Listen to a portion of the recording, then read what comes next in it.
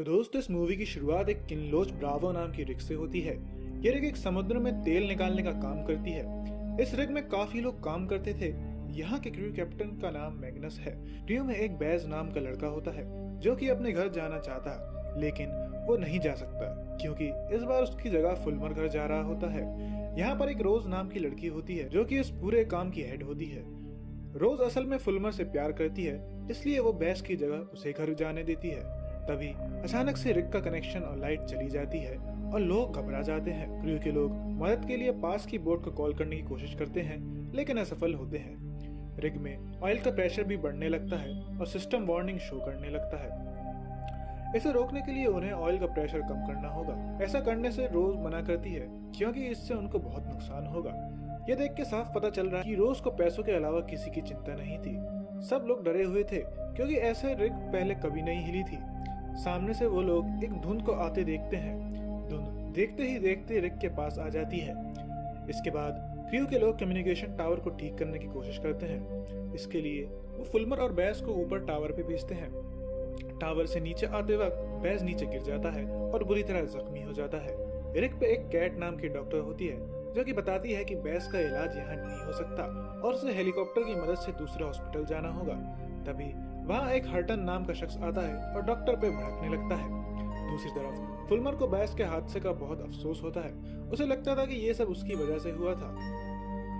हर्टन अब मैग्नस के पास जाता है और उसे भी सबको बाहर निकालने की धमकी देता है। इसके बाद वो सबको रिग के डेक पे इकट्ठा करता है और उन सबको मैग्नस के खिलाफ भड़काता है। वो एक फाइल दिखाता है जिसमें कि रिग के बंद होने के बारे में लिखा होता है और बताता है कि कैसे कैप्टन मैग्नस ये सब बात छिपा रहा था। इसी दौरान अचानक से धुंध के साथ हवा में राख भी आने लगती है और बैज भी अपने आप ऊपर आ जाता है जो कि जख्मी था। इसके बाद बैज को वापस बेसमेंट ले जाते हैं जहां वो अजीब तरीके से बिहेव करता है। वो किसी के आने की चेतावनी देता है। दूसरी तरफ हर्टन को भी एक कमरे में बंद कर देते हैं ताकि वो बाकी लोगों को डरा धमका न सके। बैज के घाव अब बहुत तेजी से बढ़ रहे होते हैं। क्रू के लोग देखते हैं कि कोई कोड लैंग्वेज में उनसे बात करने की कोशिश कर रहा है। इस कोड को डिकोड करने के लिए एक आदमी को ऊपर भेजा जाता है। कैप्टन मैग्नस किचन में शेफ के पास जाता है और उसे बचे हुए खाने के स्टॉक के बारे में पूछता है। अब ऊपर गए हुए आदमी की हालत बिगड़ने लगती है। नीचे आके वो शावर में जाता है जहाँ उसकी अचानक से मौत हो जाती है। दूसरी तरफ अब बैज की तबीयत ठीक होने लगती है और उसके घाव भी भर चुके होते हैं। वो कपड़े बदल कर उस कमरे में चला जाता है। हर्टन भी किसी तरह से बंद हुए कमरे से भाग जाता है। अब क्रू और कैप्टन की काफी परेशानी बढ़ चुकी होती है। एक तरफ बैज लापता है, दूसरी तरफ हर्टन भी भाग चुका है और उनका एक साथी मर चुका है। क्रू का एक मेंबर बैज को ढूंढ लेता है और उसे वापस आने को बोलता है, लेकिन वो उसकी बात नहीं मानता और एक ही बात बोलता है कि वो लोग वापस आ रहे हैं। इसके बाद बैज उस आदमी को धक्का देके मार देता है। रोज की ये बात पता चल जाती है कि हवा में दिखने वाली चीज राख नहीं बल्कि एक पैरासाइट है जो कि इंसान के संपर्क में आते ही उसे हील करने लगती है और जो लोग हील नहीं होते उनको मार देती है। बैज के साथ भी ऐसा ही हुआ था। इन सब बातों को देखते हुए कैप्टन और रोज सभी घायल लोगों को क्वारंटीन करने का फैसला करते हैं। अब हवा में धुंध छटने लगती है और क्रू के लोग देखते हैं कि पास वाली रिग पूरी तरह जल चुकी है। बैज भी अपना ब्लड सैंपल लेके वहां से भाग जाता है ताकि कोई भी उसके ब्लड पे रिसर्च ना कर सके। अब कैप्टन एक मीटिंग रखता है और बताता है कि रात में कुछ लोग सफाई करेंगे और बाकी लोग बैज को ढूंढेंगे। लोग बैज को ढूंढने के लिए रिग के दूसरे हिस्से में जाते हैं। इसी दौरान रोज को पता चलता है कि लाखों साल पहले यहाँ कई सारे जीव रहा करते थे और आज ये लोग इन्हीं के कंकालों से तेल निकाल रहे हैं। बहुत ढूंढने के बाद हैदर को बैज मिल जाता है। जहाँ बैज था वहाँ छोटी छोटी घास उग आई थी। बैज हैदर से ये सब रोकने के लिए बोलता है और बताता है कि जो ये सब कर रहे हैं वो गलत है। यहाँ पे पहले जीव रहा करते थे। इसके बाद रिग अचानक से हिलने लगता है और हैदर वहाँ से आ जाती है। तभी क्रू के लोग देखते हैं कि रिग की मेन चिमनी से आग निकलना बंद हो गई है, खाली गैस निकल रही है। अब इन्हें इस बात का डर था कि ये गैस कहीं हवा में न मिल जाए जिससे लोगों को बहुत खतरा हो सकता था।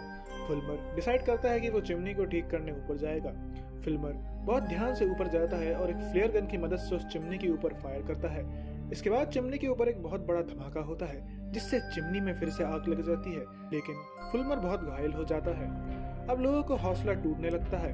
लोग अपने परिवार के लिए लेटर लिखने लगते हैं। बैज नीचे से मेन ऑयल पाइप को बंद कर देता है, लेकिन इससे पाइप का प्रेशर बहुत बढ़ जाता है। वहीं फुल्मर अब अजीब सा गोल गोल ड्राइंग बनाने लगता है। ये सेम वही ड्राइंग है जो बैज ने शुरू में बनाई थी। कैप्टन मैग्नस को भी अब ये बात पता चल जाती है कि वेल्व का प्रेशर बढ़ रहा है। इसको रोकने के लिए वो एक ड्रोन को पानी में भेजते हैं, लेकिन जब वो ड्रोन पानी में जाता है तब क्रू को पानी में वही निशान दिखते हैं जैसे बैज और फुल्मर ड्राइंग में बना रहे थे। फुल्मर भी ठीक होने लगता है और धीरे धीरे बैज की तरह बिहेव करने लगता है। अब बैज और फुल्मर आपस में कांटेक्ट भी कर सकते थे क्योंकि उन दोनों के अंदर सेम पैरासाइट था। कैप्टन सबको बुला के पूछता है कि क्या किसी की बात घर पे हुई।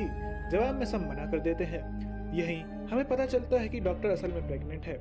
फुल्मर बैज के पास जाता है क्योंकि बैज ने उसे वहां बुलाया था। डॉक्टर भी फुल्मर का पीछा करती है। जब वो रिग के दूसरे हिस्से में जाती है तब वो देखती है कि वहां बहुत बड़ी घास उगाई है। साथ ही इन्हें एक बोट आती दिखती है। उस बोट में असल में दूसरी रिग के आदमी थे जो कि वहां से बच गए थे। रोज उन्हें अंदर आने से पहले चेक करती है। उन्हीं में एक डेविड कोक नाम का शख्स होता है। वो बताता है कि वो उस रिग का लीडर था। रोज उससे पूछती है कि उसकी रिग पे क्या हुआ था और वो लोग वहां से कैसे बचे, लेकिन डेविड उसे कुछ नहीं बताता। फुल्मर भी बैज के पास जाता है क्योंकि वो भी अब बैज जैसा बन चुका था। हेदर जब डेटाबेस चेक करती है तो पता चलता है कि डेविड नाम का कोई शख्स उस दूसरी रिग पे नहीं था। रोज उस गोल्ड ड्राइंग के बारे में पता करती है और बताती है कि ऐसे 5 सर्कल है और 5वें सर्कल के पूरा होने पर कुछ बहुत बड़ा होगा।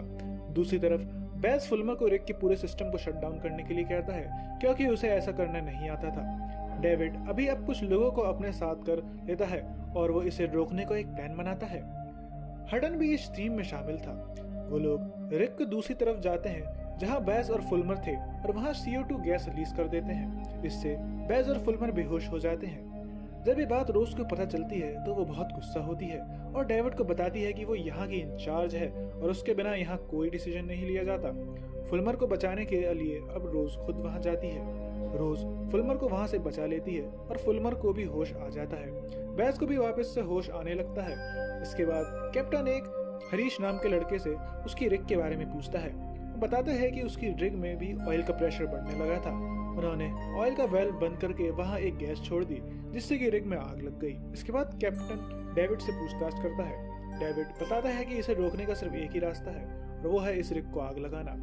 अब समुद्र के अंदर भी 5 सर्कल पूरे होने लगे थे। रोज फुल्मर से बैज को कांटेक्ट करने को बोलती है। फुल्मर बैज से कांटेक्ट करने की कोशिश करता है लेकिन उसे पता चलता है कि एक सुनामी उनकी ओर बहुत तेजी से बढ़ रही है। इन सबसे बचने के लिए कैप्टन डेविड की मदद लेने की बात सोची जाती है, लेकिन उसके प्लान में बहुत रिस्क था, इसलिए रोज इसके लिए मना कर देती है। रोज रिग की दूसरी तरफ बैज के पास जाने का प्लान बनाती है और उसे ये सब रोकने की कोशिश करती है, लेकिन जब ये सब लोग नीचे बैज के पास जाते हैं तब ये देखते हैं कि वहाँ सब तरफ एक अजीब सी घास उग रही है। ये लोग बैज से ये सब रोकने को कहते हैं, लेकिन बैज बताता है कि अब बहुत देर हो चुकी है। वहीं दूसरी तरफ डेविड रिग को खत्म करना चाहता था, लेकिन तभी बाकी के क्रू मेंबर्स उसे ऐसा करने से रोक देते हैं। तभी वहाँ 2 हेलीकॉप्टर आ जाते हैं और क्रू उनमें चढ़ने के लिए रेडी हो जाता है। कैप्टन बैज को अपने साथ चलने को बोलता है, लेकिन बैज मना कर देता है और बताता है कि अब उसकी यही दुनिया है। सुनामी अब उनकी ओर बढ़ रही होती है, लेकिन इससे पहले वो उन तक पहुंचती सब लोग हेलीकॉप्टर से वहां से चले जाते हैं। खाली बैज ही वहां रह जाता है और एक अजीब सी जादुई पोर्टल में चला जाता है। तभी क्रू को पता चलता है कि असल में डेविड उन्हें शेल्टर नहीं बल्कि समुद्र में किसी दूसरी जगह ले जा रहा है और जो सुनामी उनकी तरफ आई थी अब वो शहर पहुंच चुकी है। और इसी के साथ हो जाता है इस सीरीज का दी एंड। चैनल को सब्सक्राइब और वीडियो को लाइक करना नहीं भूलिएगा और मिलते हैं फिर किसी और नई कहानी के साथ। तब तक के लिए अलविदा।